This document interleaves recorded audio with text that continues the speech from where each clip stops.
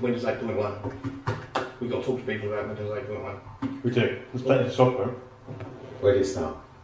There's so much new stuff to talk about as well. Devices, Devices is a really good form start. factors, Surface, Security. Surface Pro. Security. Yeah. Yeah. So people coming from older operating systems then, I guess they won't have the whole touch experience like we do on Windows 8.1. And Windows Phone. And Windows Phone. Also, Okay. So we've got tablets. There's new all-in-ones. We've got all-in-ones, tablets with detachable keyboards,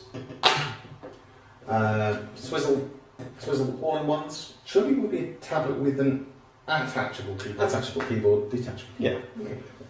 Okay. Both of us. I can't split hairs, I haven't got any.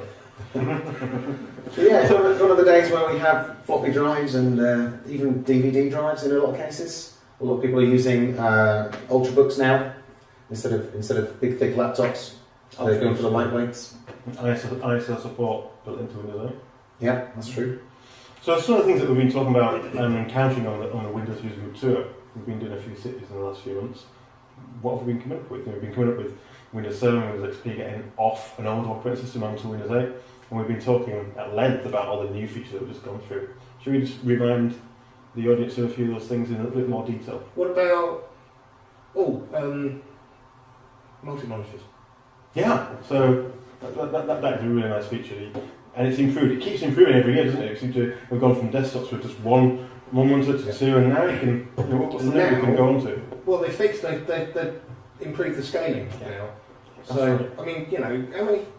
I know lots of people who Yeah. work multi-monitor things, and they've got different types of monitors, and the resolutions are different, the screen sizes are different, and they can scale them independently now, so it all fits and it all works. Exactly. I'll often plug in my USB monitor into this. So I've only got an 11-inch screen here, but I can plug that into my 21-inch screen at home and scale it, and it works. Your eyesight isn't strained, going from different resolutions, it maps it out.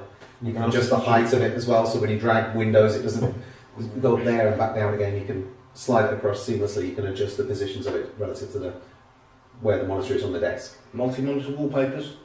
They are good, actually. Yeah. I know it's a tiny little thing, but it fixes quite a common complaint that It's people a have. usability thing, isn't it? It makes a pleasure to use, especially on multi-monitors. And the taskbar's been improved. We should probably remind people that the taskbar is still there. It still works. It is still there. And jump lists and pinning icons and applications to the jump list. Because the taskbar's been improved now, hasn't it? So that you can just have the icons on the taskbar for the programs that are open on that On window that screen, yes. to make workflow. We can duplicate Yeah. it, so you can implement both. I like to duplicate, so if I've got multiple monitors, I like to duplicate, so I've got the same icons on both screens, and I can use either screen to reactivate that window and bring it back up again. So I find that works for me, but it's configurable, isn't it? People can choose how they want that to Another work. thing that I find really good in Windows 8.1 is when I take, I'm still using a laptop, I'm afraid to say, so when I take that home and I've got no extra monitors there, and then I come back into work and I've got two monitors, it auto-senses straight away. It's plug and play. It goes back to the same settings when I come back into the office, which is great. Rather than having to set it up and go to push this cable in first and then this one, otherwise it all gets messed up. 8.1 is intuitive. It does. It remembers where you've had the positions as well. I sometimes use 3 monitors at once, so it remembers the positions. I'm glad you clarified that by talking about monitors. So, what's next?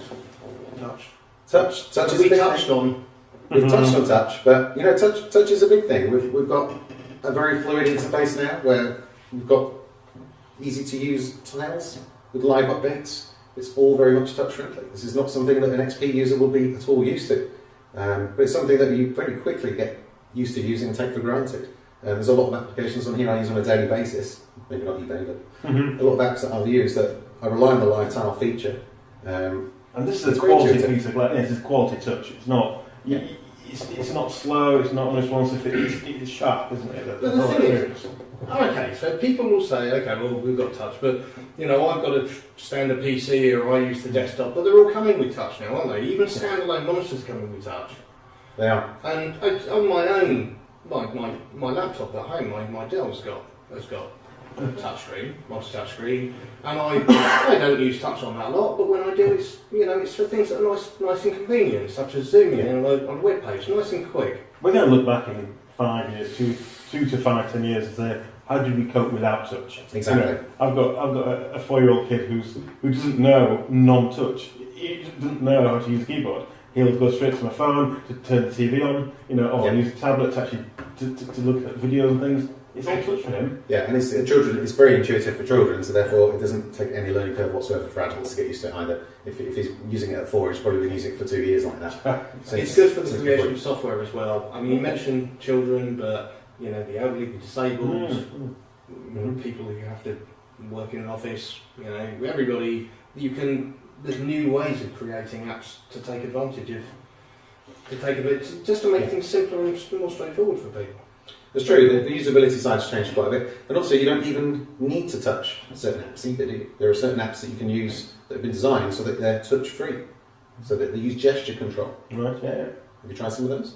I know it's got built-in support. I've not seen any apps that you can actually do that. Yeah, I was using it. There's a built-in one called Food and Drink, which you can use, like a recipe software. Yeah. Use it in the kitchen. Use it in the kitchen, so when you've got your hands covered in flour and eggs and all that sort of stuff, you use the webcam that's built into your computer, move your hand across to swipe the page over. It works really well. Yeah, it's just showing off. It's showing off. It's a really good idea, but there's lots of uses for that kind of technology. I know, it's great. Healthcare and things like that. No, gestures, well, it's definitely, well, you only have to look at how popular Connect has been.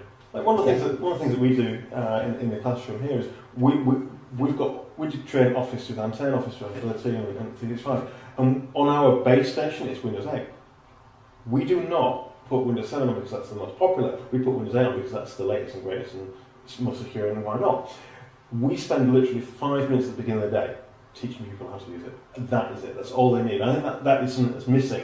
Is when they get a tablet, they need to immerse themselves for 5 minutes. Go, how does this work then? You know, what does swipes mean? Where's the on/off button? Where's the, you know, how do I swipe? How do I change applications? You know, what?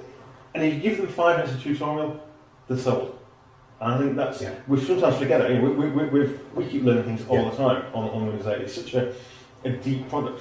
I mean, we sometimes forget to teach people the basics of swiping in left, right. Now, and the 8.1 updates, there's a huge amount of features in there that have come to life. Yeah. Speaking of deep integration, what about the cloud services? What about OneDrive? Yes. That's a really good. So what was formerly known as SkyDrive in recent weeks has now become OneDrive. Same good service, but different name. There's a lot. I use that a lot. Everything that I've got, personal data, photographs, it's all in my OneDrive. And mine. And that's in the cloud. But I think I have more OneDrive space than anyone else in the world. You've got in excess OneDrive. You've been very generous with your excess OneDrive space as well. It's very good. But that's all built in. There's an app on the desktop here on the start screen, so I can click that, view my files that are in the cloud.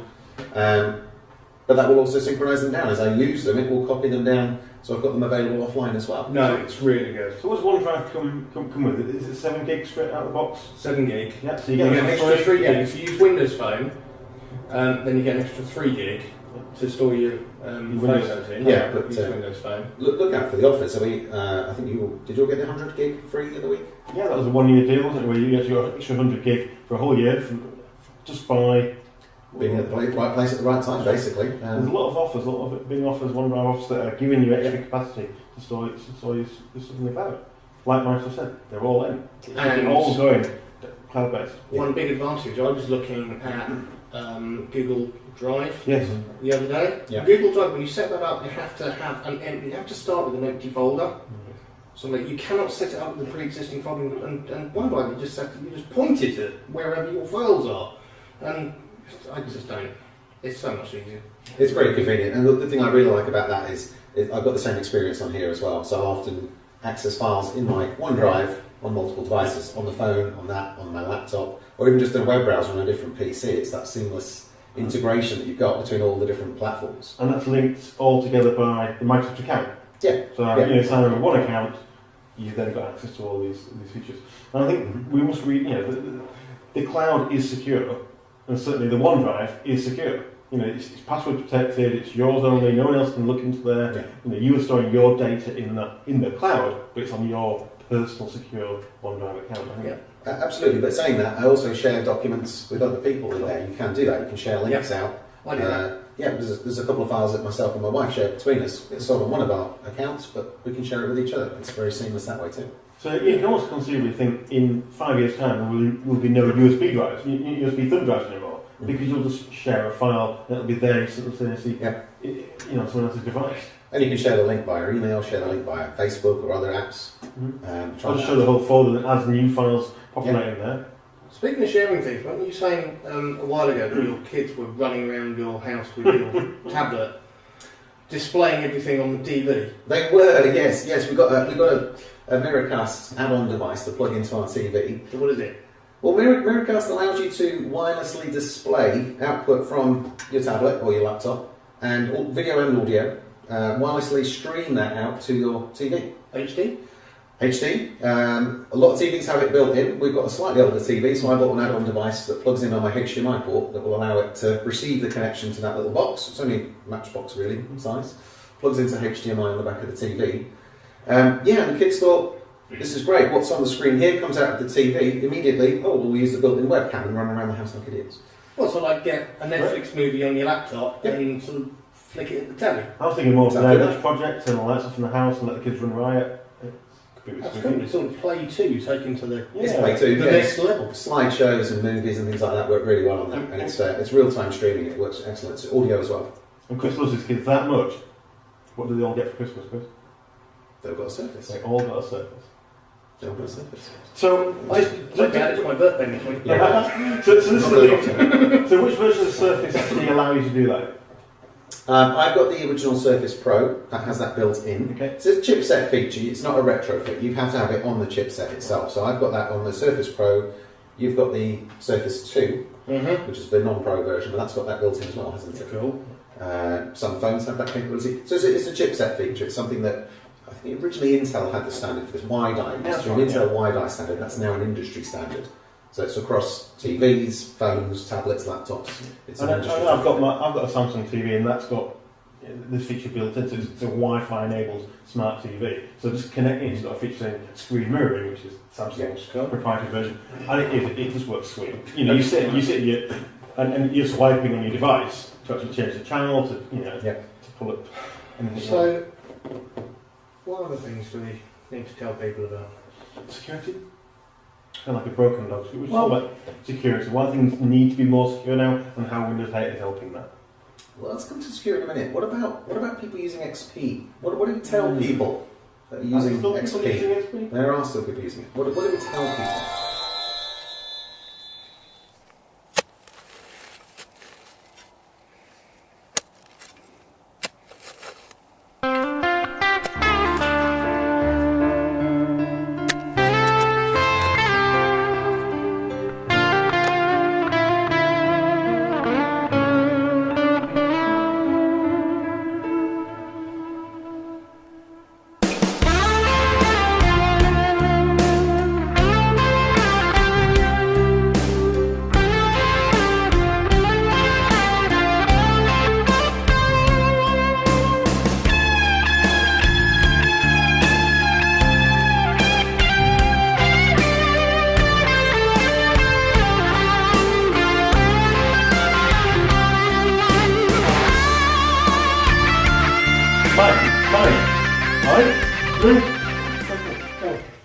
Sorry. Are you back with us?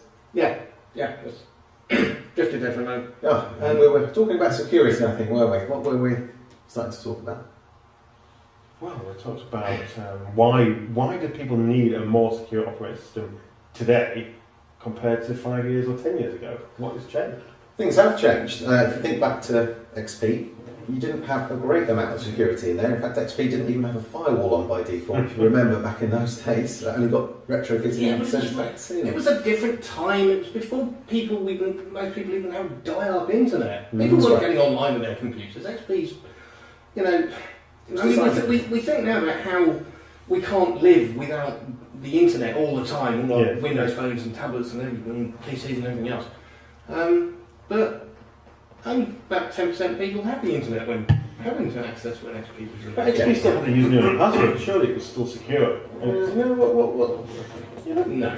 There wasn't any anti-malware software on there by default, no antivirus software on by default, no firewall on by default. Originally, that is anyway. Okay, so it's a secure system. What has changed apart from okay, the firewall and malware's come to fruition. There's like more. Well, you're not an automatic administrator able to do what I really want anymore. But we cured, didn't we cure that with Windows 7? With Vista? And Vista, yeah. Using high control? Yeah, but that can't be backported to Windows XP because the architecture is completely different. Of course, yes. And what about applications? A lot of users running XP will be having applications that demand administrative rights to run, won't they?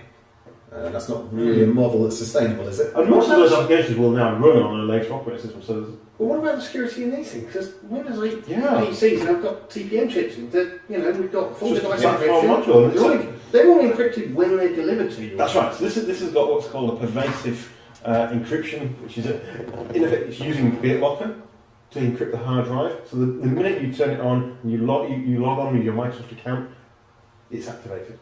Your machine is then completely BitLocker protected, which is the business class encryption service that Microsoft offer as a feature. You're getting, even the RT versions, even the home users, the consumers, are now getting that feature out of the box and it's activated when you use Microsoft account. Even on my kids' tablets, they're going to have that. Yeah, so if your kids leave their device somewhere and it gets stolen, what used to happen with XP machines and older was the thieves would take out the drives, rip the drive out, and these are some nice shiny SSD drives, super fast drives. Rip that out and plug it into another computer. Mm-hmm. Even if you had NTFS, that drive would be accessible by a thief. They'd be able to read the data off there and glean what they can. With Windows 8.1, that is not possible. It is BitLocker encrypted. That's great. How many people leave their laptops in taxis or they're stolen from their bag at the train station? Or I nearly did it last week. I almost got off a train and left. Dozed off on the train, and as I woke up, I almost left my bag on the train. So I know it can happen. So if you drop this and it broke or a car ran over it and it's completely shattered, it's like, what do I do? If you could get that hard drive out, then you're a good guy. How do you actually then recover your data from there? Mm-hmm. We said already that when you log on to the machine for the first time in your Microsoft account, and we talked about this OneDrive concept, the recovery password is stored in OneDrive. So the last time I had to destroy a hard drive, I smashed it with a sledgehammer, and then I soaked it in a bucket of water for 2 days, and then I smashed it with a sledgehammer again. And you're telling me I don't need to do that anymore? No. I'm telling you you don't have to do that anymore. You can if you want, if it makes you feel good, but no, the data's already protected. And in any case, if I did drop that on the floor, it would be unfortunate, but I know my data's in the OneDrive anyway, so there's nothing on there I can't afford to lose. But it's not just your PC either, it's your USB flash drives, your external hard drives. You can encrypt those too.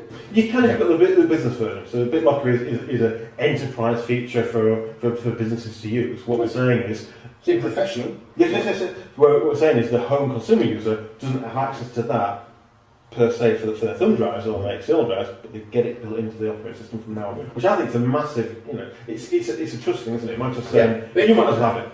If you're using Windows 8 at work, then all your company USB flash drives, external drives, they can all be encrypted as well. We had a mutual friend from Brendan emailed me today, so he's going to deploy several hundred Windows 7 machines today, and he wanted to know about the enterprise issues with BitLocker. And is there any gotchas there? And I was like, well, no, it's good for BitLocker. It's business class and enterprise class.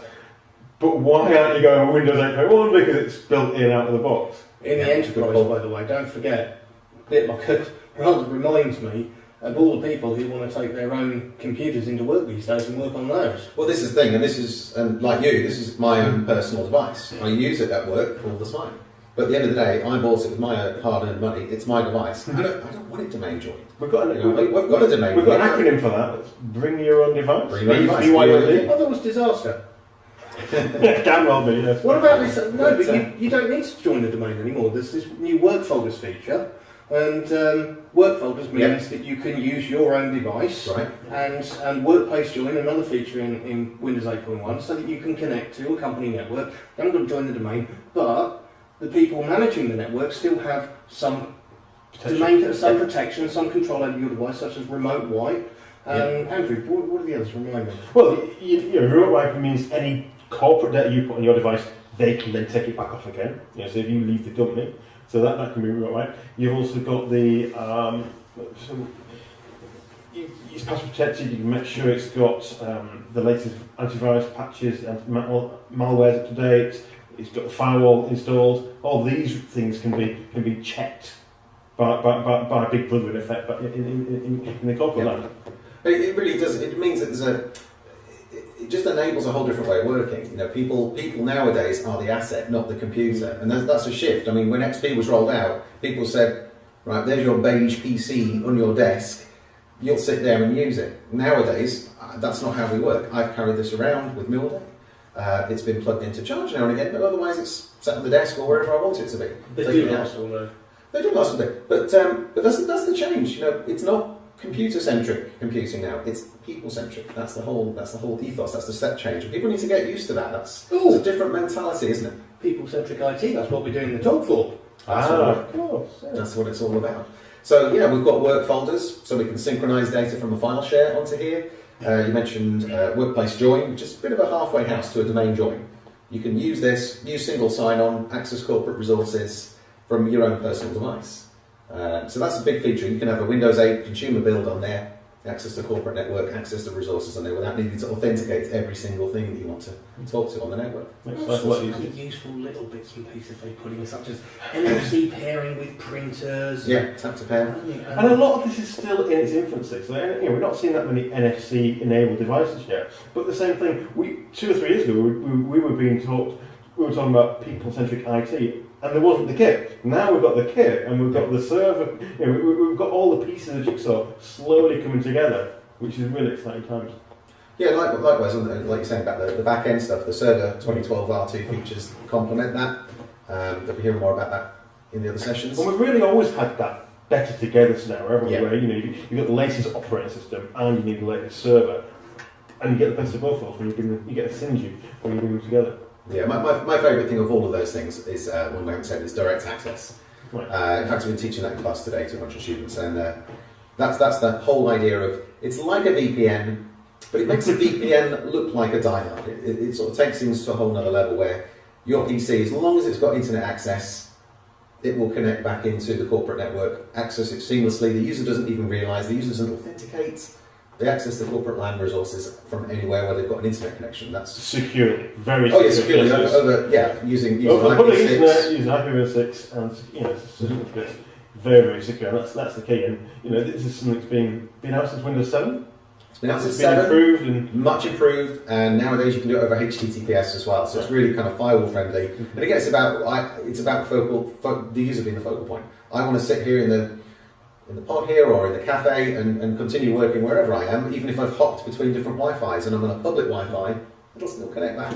once the machine can find the authentication servers on the public internet.